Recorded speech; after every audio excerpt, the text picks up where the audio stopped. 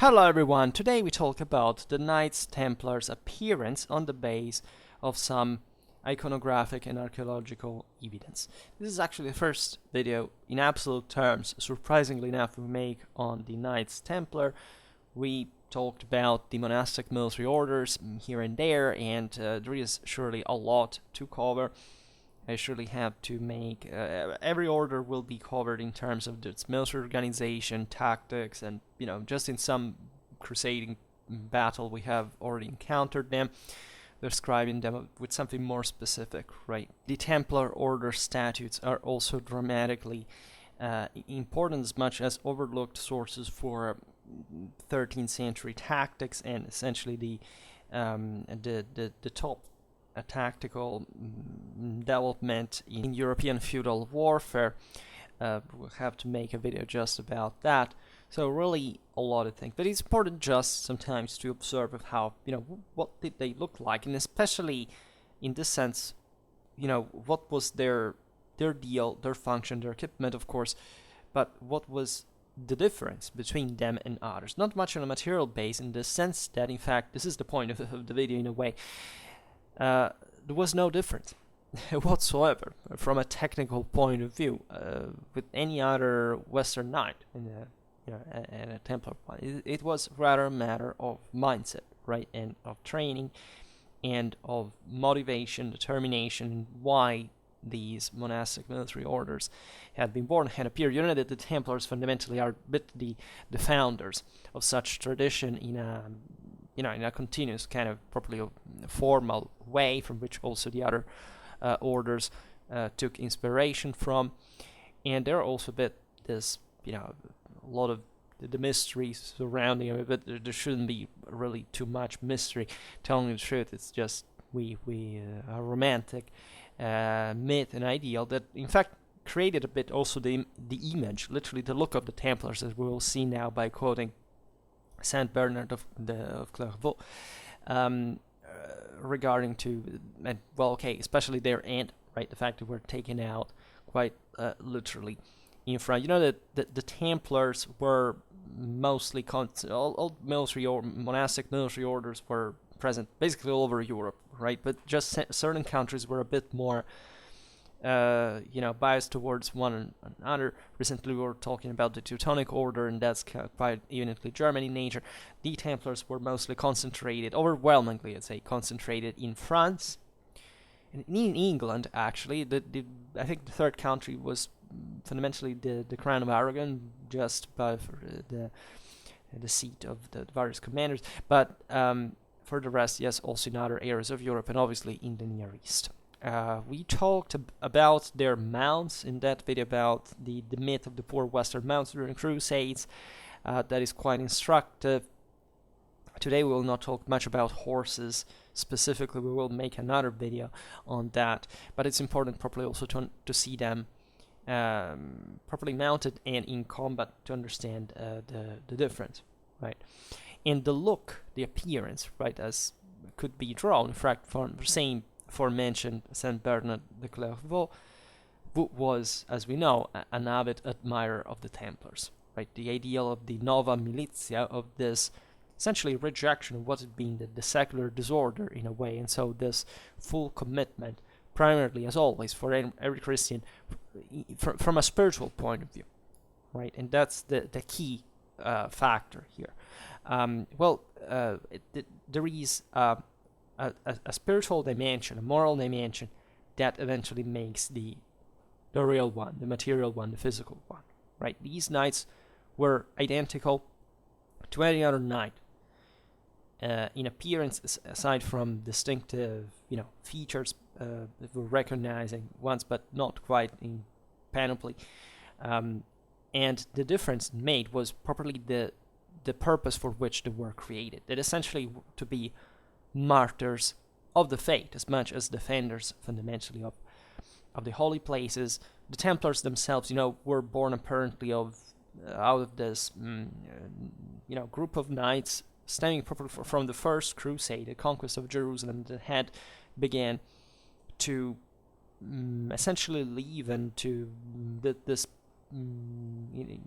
but quite spontaneously in this community gravitating around the temple, and gradually they albeit being knights themselves, they hadn't had a military purpose in that communitary sense. That was mostly a spiritual experience, as the many journey that the Saint Crusade represented. Just eventually they decided to organize themselves militarily to protect the pilgrims coming to the Holy Land, as they were harassed by various murderers, by the same Muslims in a truly more positively political sense, properly targeting the Christian pilgrims and so on. So they became, as many other, actually also non-monastic order or knights, as a matter of fact, bodyguards, right? Many, I don't know, even the rise of the Normans in southern Italy, these were people that just were hired to take safely pilgrims across the various lands to the sacred places, and making a living out of it. Now, with the Crusade, the First Crusade, a lot of things changed properly, and so there is properly a permanence of a military territorial defense that of course has to be substantiated with a permanent armed presence. And the monastic military orders, and especially the Templars, embodied, let's say, this prestigious order in troops, and properly provided with a specific military culture, right, and therefore a strategic insight, right. There was a lot of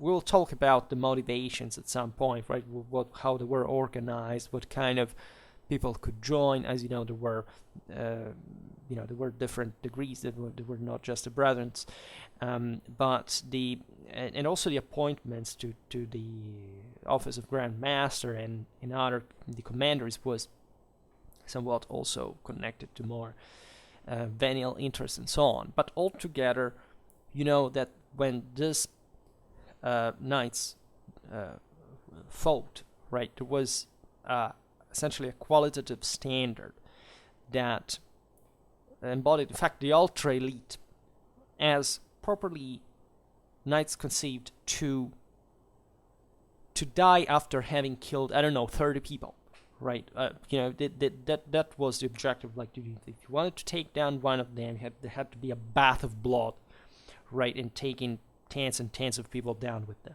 And this is what they actually were, and they were such, again, because they had a specific mindset that made them believe that, of course, that was their sole purpose, right? And we have explained countless times how the military, of course, has just one purpose, that is killing. There is no other, right? That's the only way that they're trained for. And this is exactly the idea, was transposing, let's say, the purity, the mental, the properly full faith, right? The blind, respectful, complete, total obedience, right, to God for the purpose of military defense, right? So there was even a certain fanatism objected about this, not much in a religious sense, strictly meant, but properly in the idea that within these orders was not fueling just, in fact, a spiritual dimension related to Christianity, but also that warlike background that had been since, we explained this countless times, since millennia. This essentially military vocation, this warlike character of many populations, in this case in Europe, that had always been about war, and that were now essentially addressing, channeling this enormous moral strength towards a defined object, right? With the growth of the political and with the political hierarchies, both ecclesiastical and secular, like the Crusades, embodying that quite evenly, both for the papal and the monarchic participations and so on, towards a more defined rational objective, right? And these guys were the armed branch of it, at the top of the armed branch, right? So these were the spearhead, the diamond tip, if you want, of any crusading army, and their performance was always radically astonishing, even in defeat, right? Because they knew also there was no way they could be ransomed. Like by the 13th century, the practice actually had spread also within the Templars, but originally the idea of surrendering was not an option, right? So much that the order would not pay for the prisoners, and also generally the Muslims would simply kill them because they would refuse to convert, of course, to Islam, right? It didn't happen all the time, literally, but that was the trend. So if you were a Templar, you knew that if you went to fight, it was to win or die, right? And with that mind, if you don't have a gigantic spirit, which is something that today any person can't barely understand properly, given the way we live, and these are things that are completely inconceivable, even for the modern military by a certain degree, right?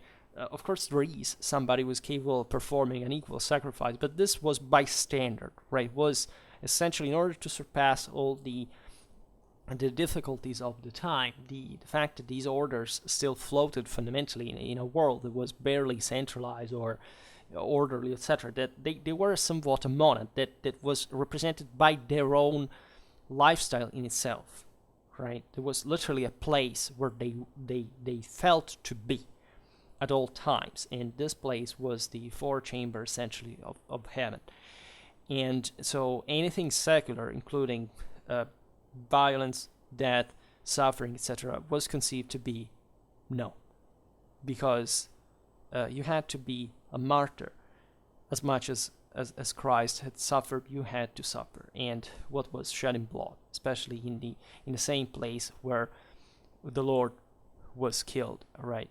And after torture, these guys were looking forward to it, right? And in the process, they were expected naturally to win. Considerations were also much more realistic. Again, this mentality went in parallel in the hierarchy with a dramatic military experience, strategic cultures. Yes, Templars, as other monastic military orders, could withdraw from the field. It was a very highly political business in the first place, right? But there are instances, literally, of this pride, of this. We've seen it at the Battle of Cresson, for example, paved the road to Hatton. In a way, and that was a mistake as being seen. The idea is, for whichever reason, yes, it might have been mostly one in command, right? A bad strategic decision. But what would happen on the battlefield was out of question the sacrifice. Very often, even against absurd odds, numerically speaking, because again, that's what these guys were conceived for. And of course, military logic bring eventually events, to different outcomes, and mostly, not positive ones. Again, these knights were not necessarily even just very different from the same mentality other secular knights would have, right? You would have, as explained many times, really not liked to be in the mindset of an average 12th century European knight, because the monsters you would see inside that head are something that I think culturally today we cannot properly recollect of, like, and understand deeply. But what these people did on the field says it all, right, about the functionality of it. Even more for the Templars, right? But indeed, it's also the results that show, however, such incredible bravery, first of all, but also proper sense that that was really not the worst thing that could happen to them. So there is naturally in this all, we were talking about France or England before, importantly enough, also considering that those were essentially the most advanced military cultures of the time, especially in the 12th century, right? This essentially Western Frankish culture encompassing the two countries was the development of feudal monarchies, etc. What was topping properly the equestrian military standards of the time. All the most important cavalry tactics were being developed essentially there at the time, and the other countries were just following in the process. And so we find also obviously very high standards of collective training, for which factually it's not just an individual thing. It's about putting that individual strength at the service of a brutal discipline, of a perfect order. Fundamentally, the as we were saying before, the Templar statuses show because they wrote it down, right? And that's important, because usually we don't have many information about the Templars themselves, because they lived, after all, a Spartan life, as we will see now. They were not particularly educated people, just like all the other knights at the time. Nor we know much about the secular knights at that point as well. But in the statutes we find what is essentially the definition, the description of the maximization, essentially functionality of Western cavalry tactics, and we will make a video about that, which meant the Templars were meant to maintain a perfect order, alignment during the charge. They were, in that sense, the best, because of course the dramatic military quality of these units were founded on the collective dimension. Yes, individually speaking, they were also trained to be terrifying, but of course, as you were saying before, military logic says that if you do that, chances are that you can be even the Rambo of the situation, you're going to be taken out, because that's the reality of military history. When you do things collectively, it changes a lot. And as I often stress, at the time, there weren't tanks, there weren't helicopters. A thickly packed unit of heavily armored cavalrymen with 4 meters long lances, perfectly aligned, perfectly drilled, perfectly determined and fearless to literally smash into whatever they could find in terms of human resistance, was literally the single most powerful force that you could find in that war. Right, in terms of also proper flexibility, of deployability. Yes, there were catapults, things like this, but those were the ones that were aggressive and fluid and dynamic, and were conceived essentially for this, for literally annihilating the physical consistence of any biological presence they could find in front of them. And this was the sole purpose of these people.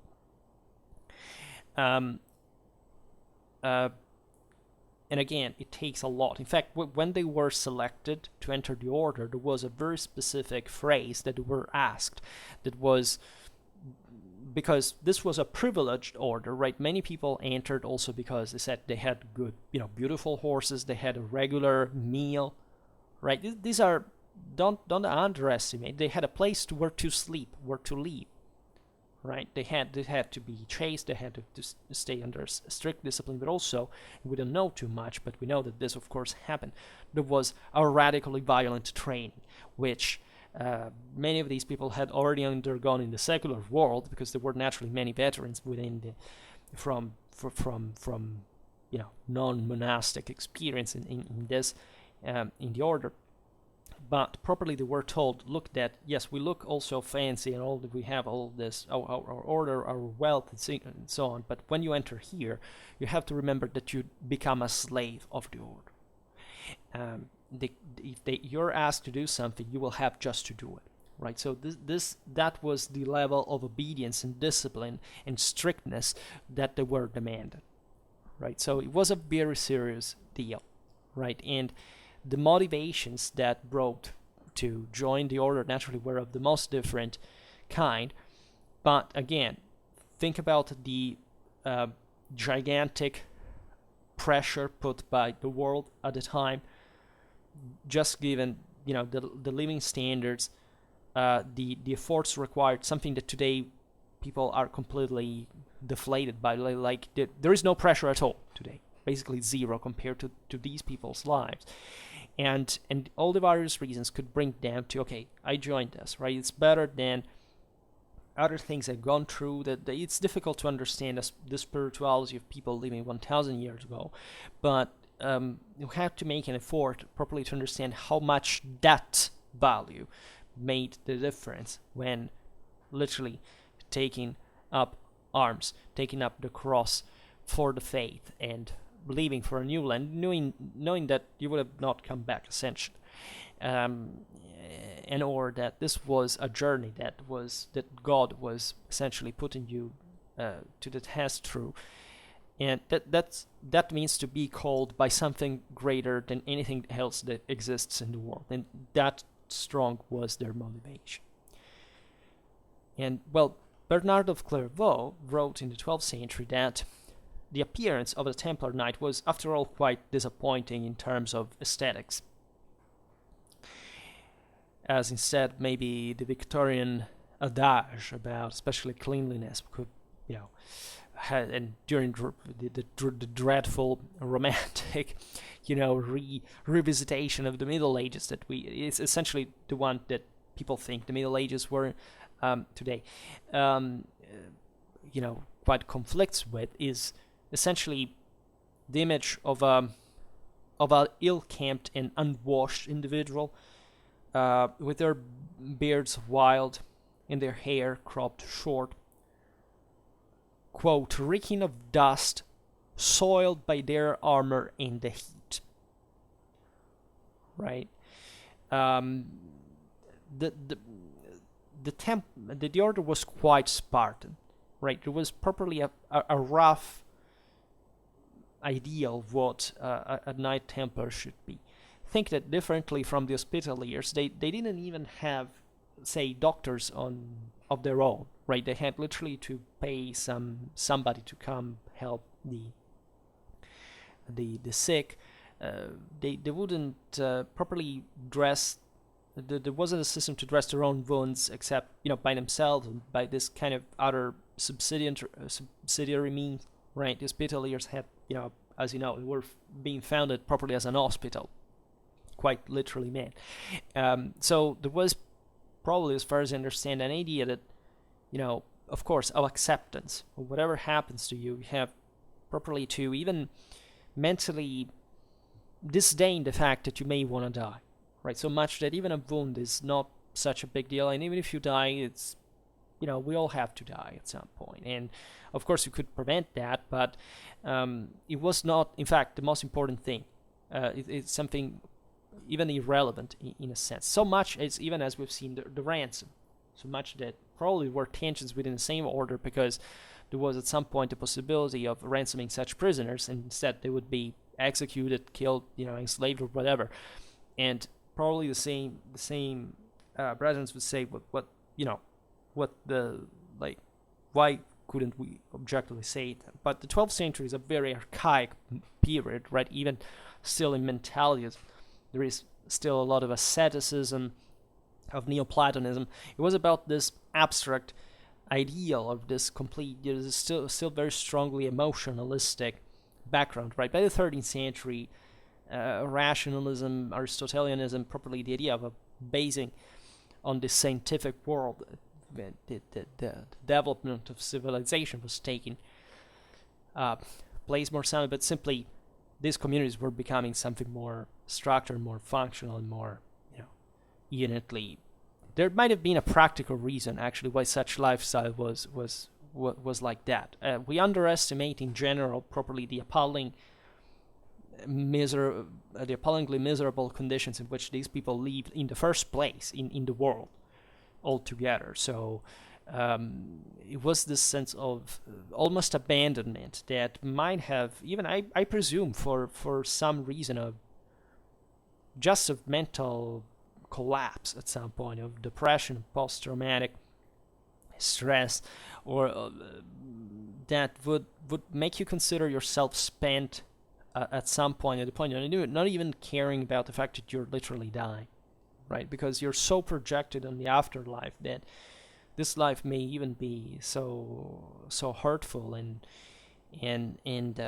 dark and painful that you really can't live in it for too much long. And people lived dramatically few, especially knights, given the lifestyle they had already by themselves.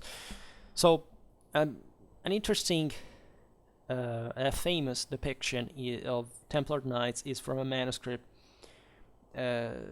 depicting the map of Jerusalem dating around the 70s of the 12th century. I've inserted it at some point among the images. It is kind of green, yellow, red dominating. The guy, the Templar knight, is at the bottom end. And this guy, if you look at it, wears a long white surcoat, right, and carries a white shield with a red cross painted on it. So a bit the stereotypical idea of a Templar knight through art that we have. And then also a cross embroidered surcoat, apparently adopted by the Templars, relatively early in their history. Some authors also mention cloaks, for example, replaced the cassock on active service. Right, their non-military dress was very, very poor, right, very unluxurious indeed.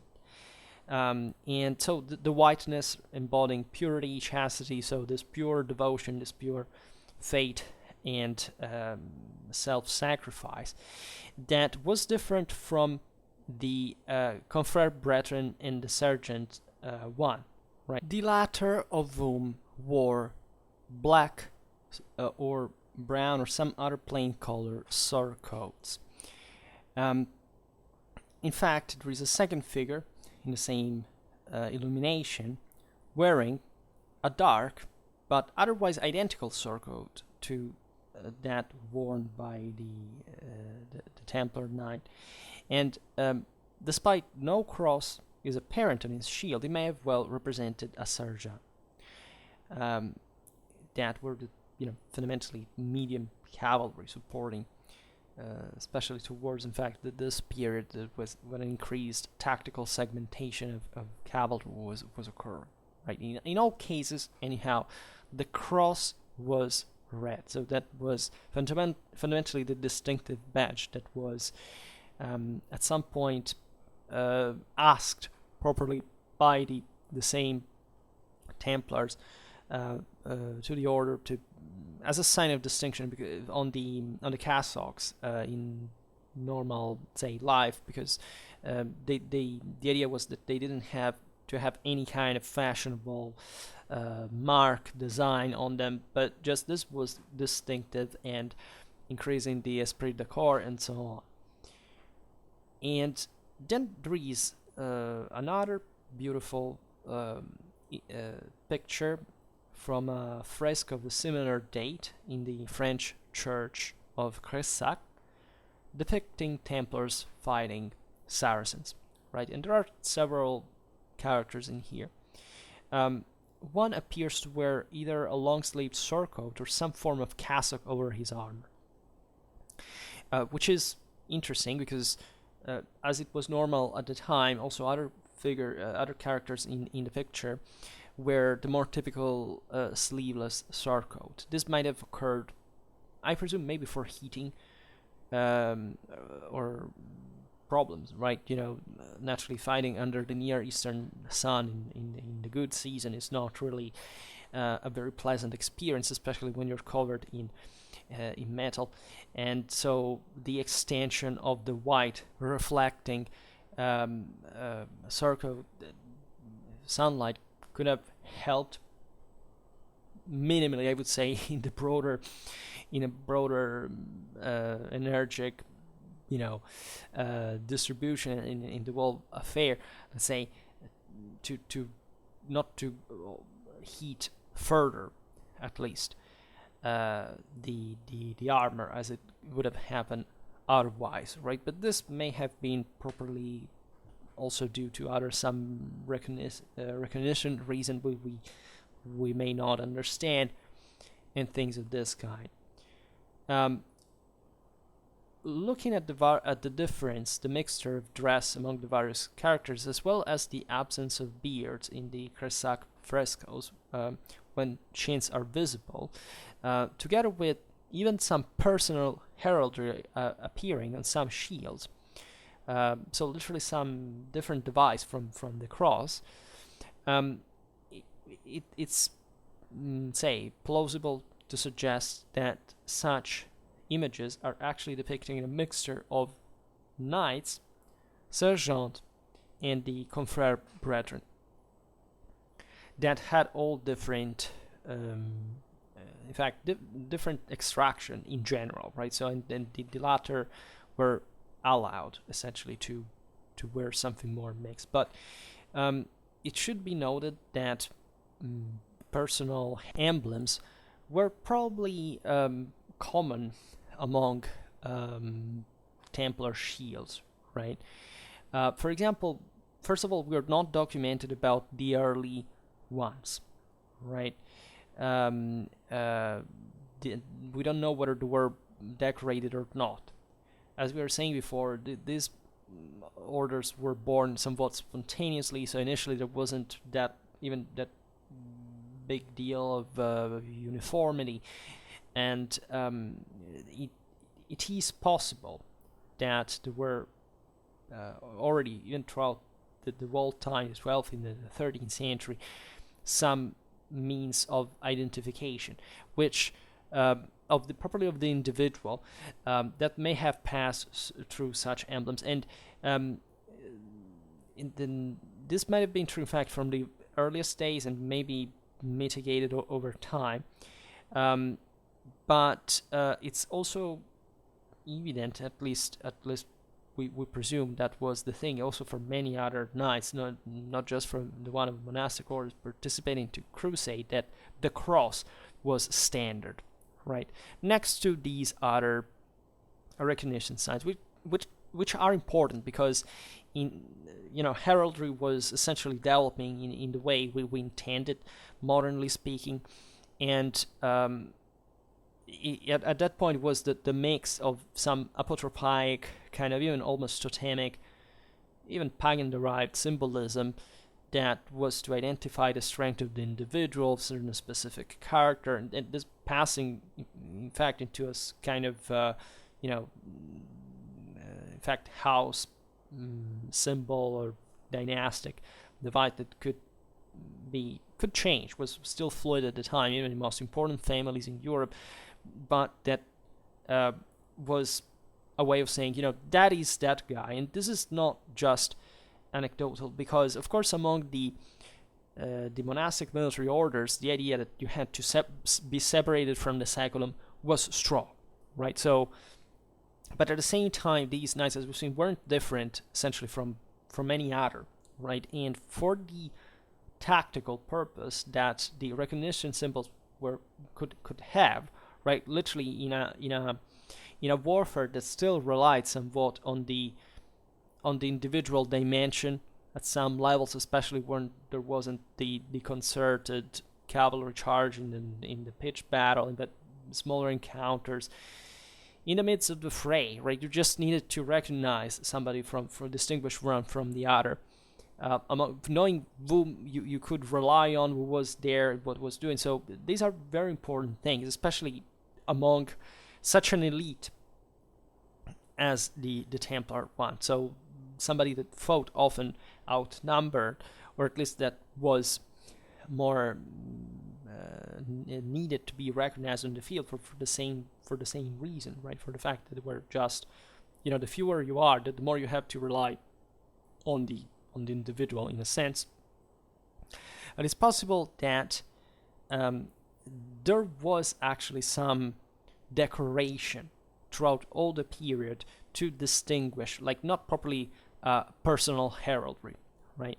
Why? Because we have the order's rule, probably predating 1147, stating that, yes, there was no such thing like a distinction sign, right? Even properly a decoration. I mean, this idea that that you didn't have to look good, right? That you were there for something that had nothing to do with vanity, with exhibitionism, any of that, and even painting or having some, embroidered, for example, mantles or motives on it, it was seen as you can't have it. But, and even less obviously, the personal heraldry. Had you come, I don't know, from a noble family, wanted to display that, no, you couldn't, because once you entered the order, you were not part of the saculum anymore.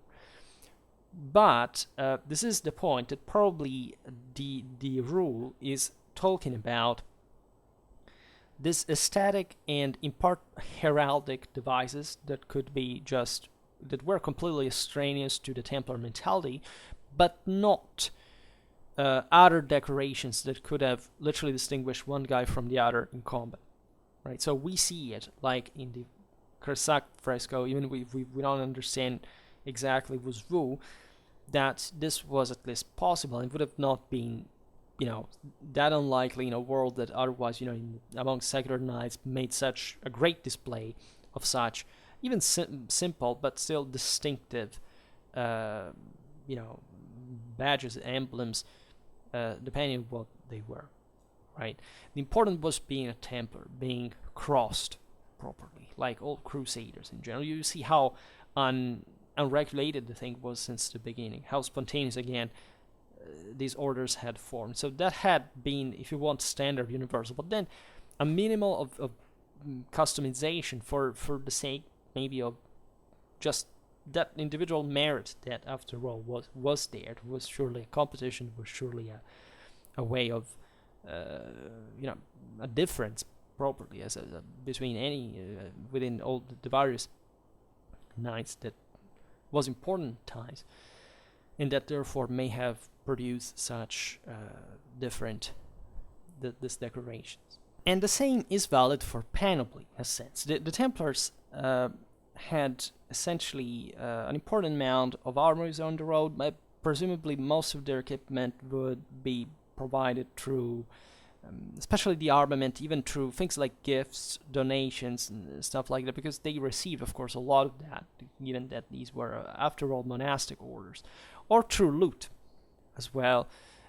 Here we won't digress on, how intensely Crusader knights cooperated with, I don't know, we made a video about the Turcopoles and how important they were in that warfare. Essentially, there was a great commixtion of weaponry.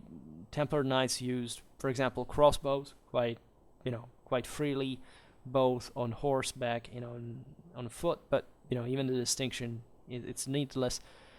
There is this prejudice that this very poorly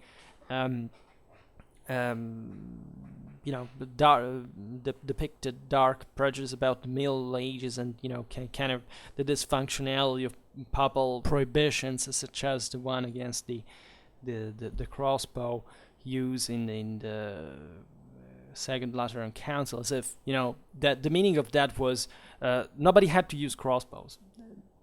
This is meaning properly not understanding anything about medieval history, is to say it wasn't at all about that, right? That was issued in a moment of severe spread of crossbows among certain strata of the population that were, for political reasons at that point, even heretical ones, siding against the elites, against the church. It had literally nothing to do with what knights had to do per se, right? Not only, of course, there was no way to prevent that from happening. It was just a green light to the elite to say, okay, you can disarm these people if they use crossbows. You can't, take harsh measures against them. But the elites knew how to use any kind of weapon just because of their own training, right? And they trained quite intensely. Most, of course, medieval warfare was essentially siege warfare in a way. Knights were the stormtroopers of the situation.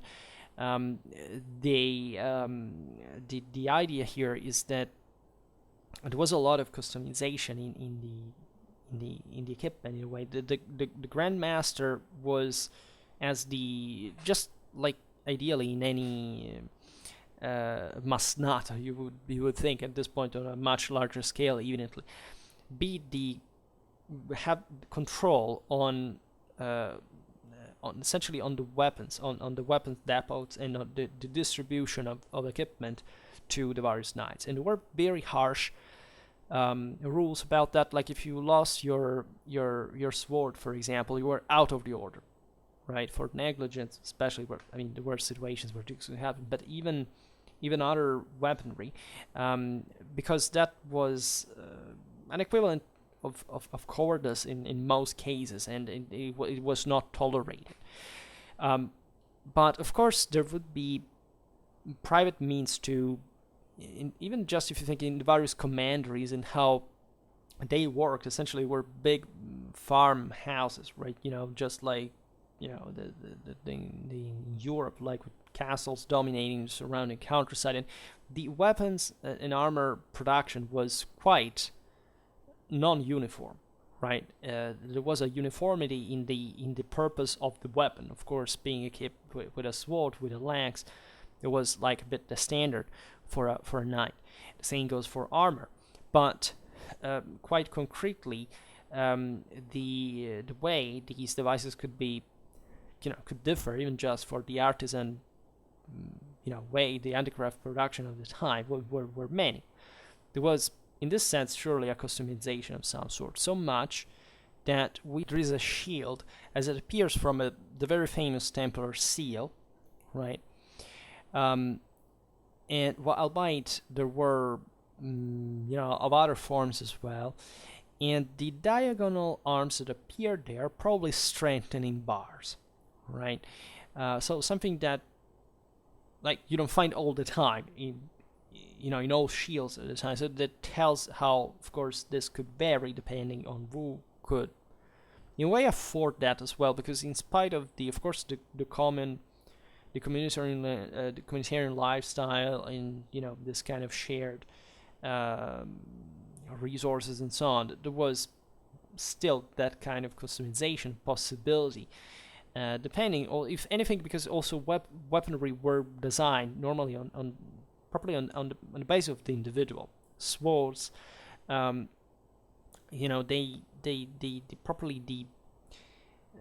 combat of the time was so intense in a way that you couldn't really fight with a weapon that wasn't suitable for you, or even just anthropometrically speaking. Right? If you were a larger guy, you needed obviously a larger weapon in a sense, and that's how they were designed. The same goes for other. This was not just for the sword, but for other weapons that also, in fact, figured less prominently, but were there. And this is particularly evident even for, I don't know, think about bows or stuff like that. And then we have another evidence, is the illustration of Templars in Matthew Paris, mid-13th century Chronica Majora, carrying an alternative type of shield painting that is painted black and white, like the Order's banner Bossan. So without the cross, that, however, is worn mostly on the surcoat, etc., but probably also on other, even the helmets could be decorated with some engraving like that. Speaking of properly the armament, well, this consisted of a lance, usually 4 meters long, which is a lot.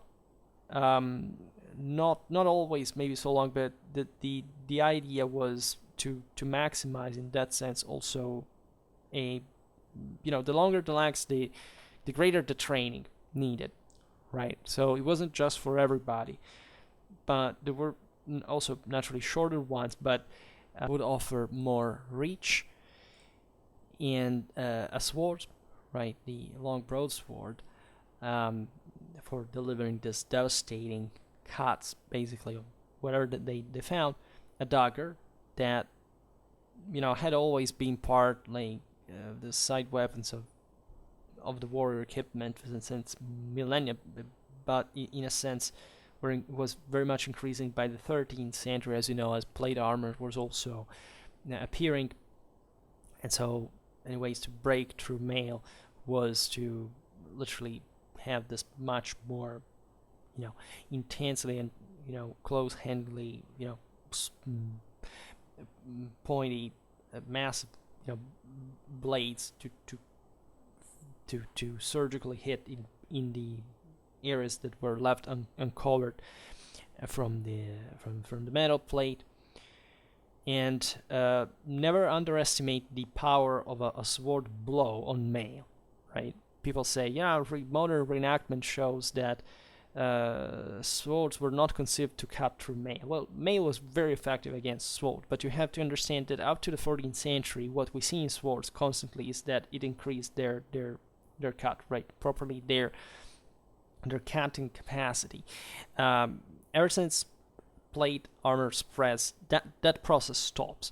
So whatever had caused it, of course, there were other broader considerations and possibility properly finding, of course, as it would be most of the times, much more softly armored opponents on the field, but still the sword was not conceived to cut through butter like through mail, but still was conceived in a way to deliver in its hitting point, bare center, such a devastating force that was able to crush parts of the mail, and of course repeated hits, and especially in constant in situations where you couldn't quite repair all the time all the various elements during the campaign, it could seriously damage properly the structure and of the same mail, right? And naturally, and more importantly, however, to cause some devastating traumatic impact underneath, right? Which it really it requires an enormous force, and of course in combat it also a very precise angular hit on the spot. So obviously, yes, swords were not meant to literally cut through mail by default, but they were ideally conceived to be able to achieve that, right, bit by bit, we could say. In any case, there were massive things, and these people were trained at using at their best. For more traumatic force was still a mace as a side weapon that looks a bit Turkic given the context, and objectively the Central Asian horsemen of the steppe had always had this kind of thing. It was a way to still hit against armor, but at a close range of the armor opponent. Has to do with this ideal that was still living among the Turks during the Crusades. I mean, that the fact that the novice, the young, had to prove his own courage tribally by being able to close in against the armored opponent and smash, right, even with an abysmal armor carried on its own, because they required agility to do that. But it was a way, a blind form of bravery, let's say, to show that they were morally fit for that kind of role, and otherwise dying in the enterprise. At the same time, also armored opponents, one against the other, were fundamentally, they could hit each other with such kind of maces. And in fact, that's what you find even in later Middle Ages, where, of course, the double-handed swords were properly designed also to deliver these dramatic blows that could even cut partly through the same plate with a devastating force. But again, even in there, they were not quite considered for that, with properly delivering a traumatic blow. But also maces that we find a lot, in fact, in think about 15th century full plate armored men-at-arms, right? They often had this kind of more, even something more massive, in practice, even pole axes and so on. But it's meaningful that in Europe you do find such weapons, but it's just they're not typically the knight's one that still prefers the sword, even when he fights actually against other knights. So this is important, even for that cutting capacity we were saying before. Then, of course, a shield,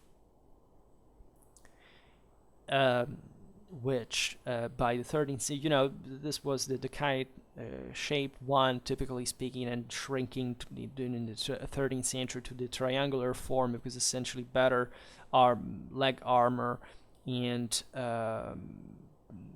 and properly the general improvement, different layers of mail, even properly the plate starting to appear, would render like this wooden thing on your own kind of useless, or at least less important at that point. It would become useless just much later, and but still important for sake of pairing of being able to deflect blows and take the dramatic hits that they would arrive. It's better than nothing, right? If you're not using another the other hand, but just by taking the reins and having this thing joined to your vambrace, etc. That's cool. That's fine.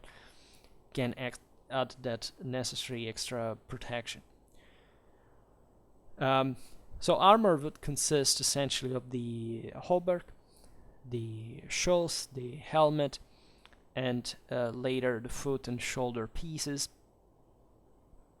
And these were official issue, properly. That was the standard that you find basically in any other knight, even in the secular world, right? If you didn't go at war with this, you were somewhat dysfunctional in capacity. Of course, there were much lesser degrees of equipment, but if you had to perform the tactical roles that knights did, you had to be equipped like that, right?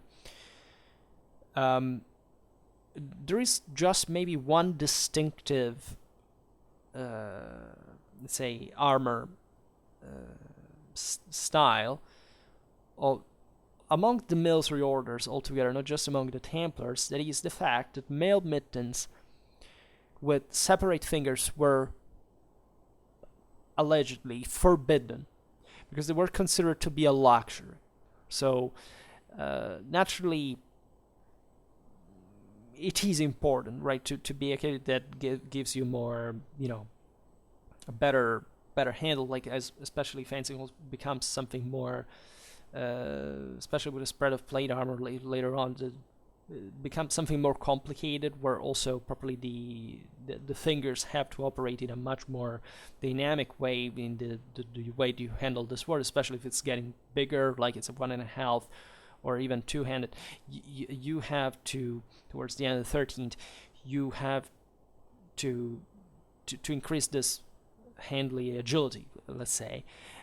For the rest, in these previous times, as you know, first of all, the finger, the separate fingers in mailed mittens were just, even if they existed, they weren't prevalent, and it wasn't a big deal just to hold the standard weapons.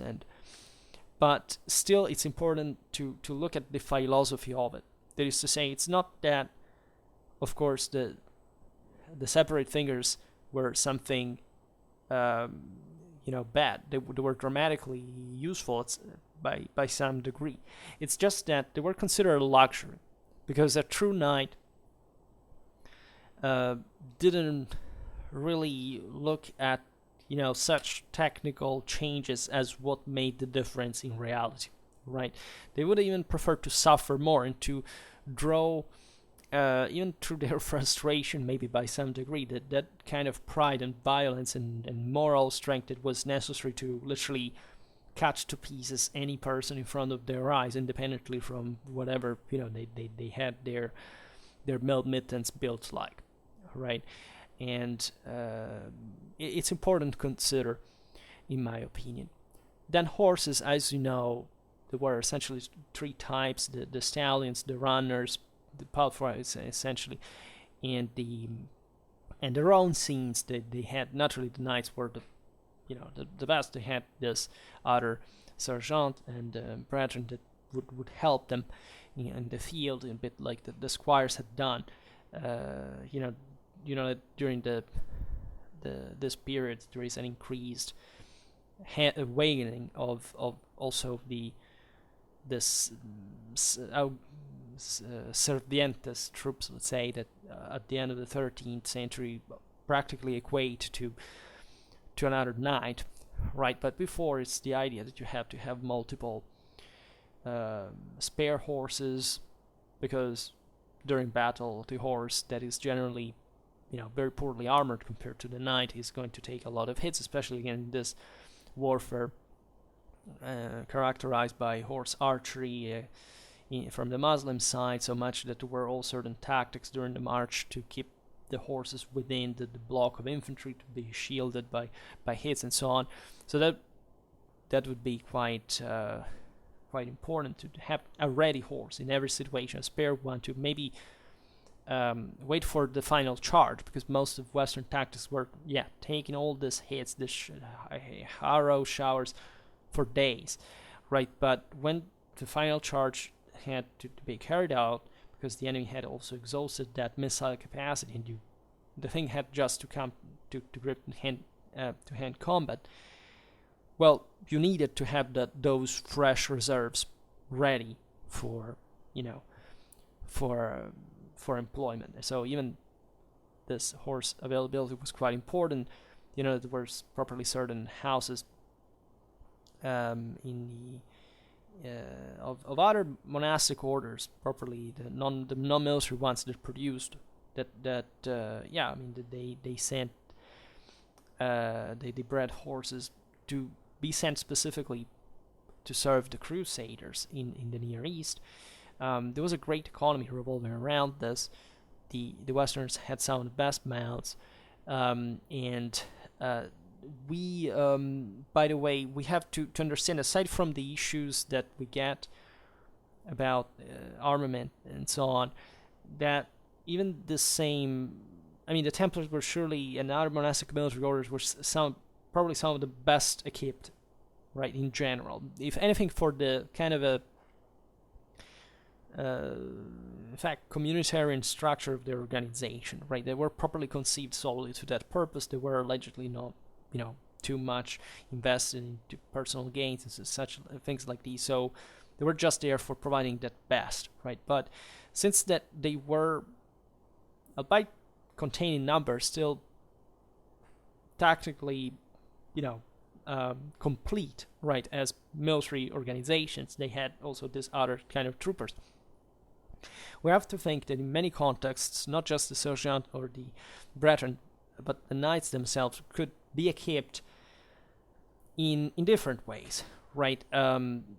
This happened also in Europe, after all. I think always about heat in the Near East as one of the main deals, right? We know even in certain European summers, you have to take off your armor at some point to, because it's too exhausting. Even in Central Europe, it's really hot in Europe in summer at the same time. So there may be situations where you need even to take off some armor, or maybe you simply need to fight with a different gear, right?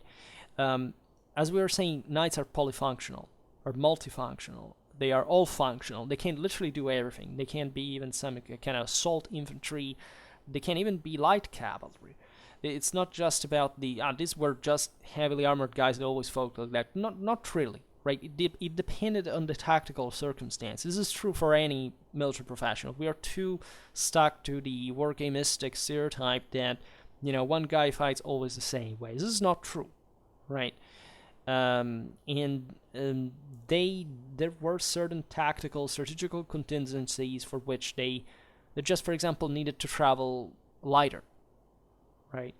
And in any case, they were trained for it and trained to use every kind of weapon. So this is some of the most important aspects that we have to bear in mind, also because they fought naturally against very light opponents. So in certain circumstances, not all of them, because naturally their weight, their degree of armoredness was aimed at essentially being quasi invulnerable to any hit per se. Naturally, there could be, as we've seen, trauma from blunt weapons, or also probably from swords in general,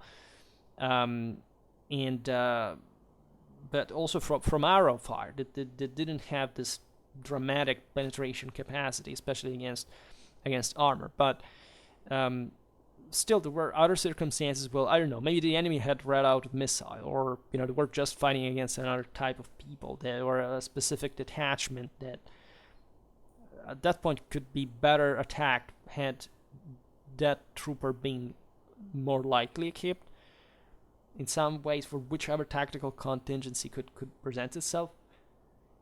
And let's not underestimate also the let's say the material misery in a campaign, right? Properly from a logistical point of view, in terms of how many blows your armor has taken, or how many weapons you have, what kind of solution you have to find at some point. So it's really important considering for the human factor that had to cope with it, right? So these were not spoiled, privileged people who just, always were fielded only when at the end of the battle, when, to make the big showdown with the big charge, all in the perfect way, with the perfect round, the best tactical situation. No. That was the exception to the rule, right? That's what they were ideally properly designed to, but most of the times they would fight and die, by the way, in many different ways, right? All right, so we will naturally keep talking about them in many other circumstances, videos, because they appear here and there. We've already seen it in many Crusades battles, and we already hinted at some of the aspects we were talking about today. But for now, we stop it here. Just hope that you enjoyed this video. If you did, please share it. Otherwise, leave a like or subscribe to my channel if you're interested in my upcoming content. And for now, I thank you heartily for listening to me. I wish you a nice time and see you next time. Bye.